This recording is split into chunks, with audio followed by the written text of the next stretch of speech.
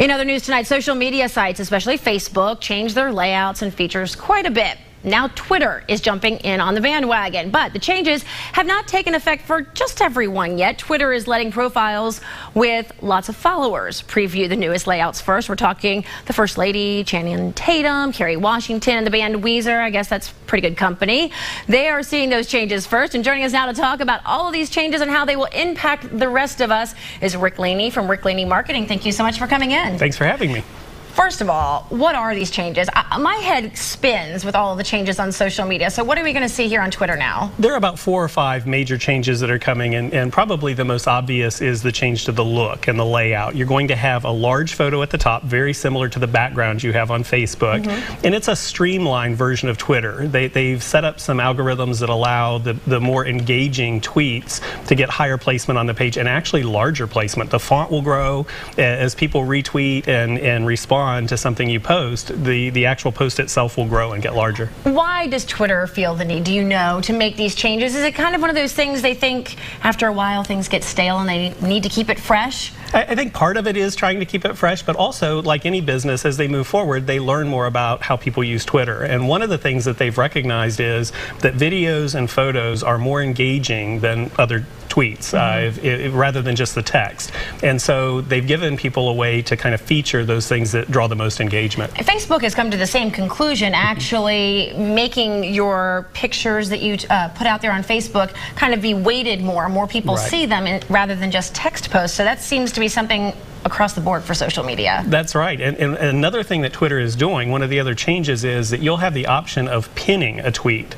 And so if you post something on Twitter that you like and you want it to show at the top of your page whenever anyone goes to your own homepage, you can pin it very much like you do on Pinterest, and it'll show up at the top. Do you think all of these changes will make the Twitter experience better for people? I think that ultimately it will, but I also think, like any change with social media, for the first month, 2 months, 3 months, people will complain about it.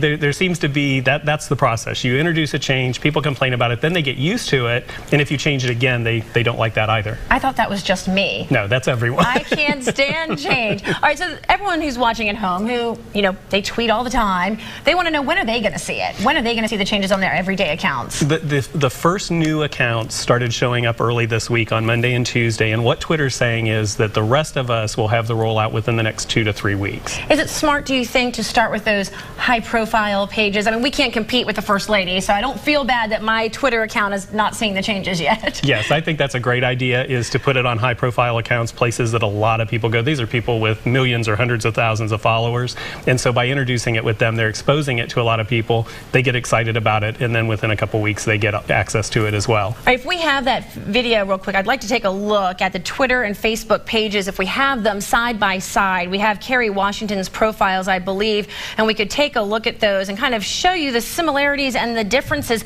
To me, they look strikingly similar now. They are very similar now, especially the large background at the top. You still have your profile picture, and then the way that the page is segmented is very similar to what Facebook does. And all I see there was last night's episode of Scandal when I see that diehard Scandal fan there. So do you think Twitter's going to take the time to get feedback from these changes, and more changes could be down the road, or do you think this is a done deal here? No, I think this is a done deal. I think this will be implemented. Now, like any social media, I mean, people have a great tool, Twitter itself, to tell them whether they like it or not, and I do think they respond and they watch that, but I do believe that you will see these changes rolled out quickly. Well, I will direct message you when I complain when I see them, because I hate change at first, but I will probably like it just like everyone else. I'll watch for those tweets. Okay, Rick, thank you so much for coming in. We appreciate it. All right, everyone, in other